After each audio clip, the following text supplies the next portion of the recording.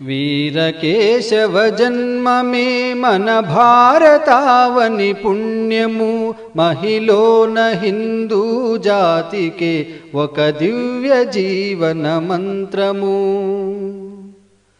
ఒకనాడు భారత జాతిరా జగదేక గురువైయుండియు,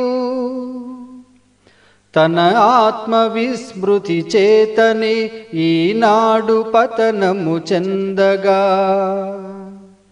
ఘనవీరత గంభీరతాయుత త్యాగ భావన జ్యోతితో గాఢాంధకారము బాపగా మన సంఘ కార్యము చూపిన వీరకేశవ జన్మమే మన భారతావని పుణ్యము, మహిళోన హిందూ జాతికే ఒక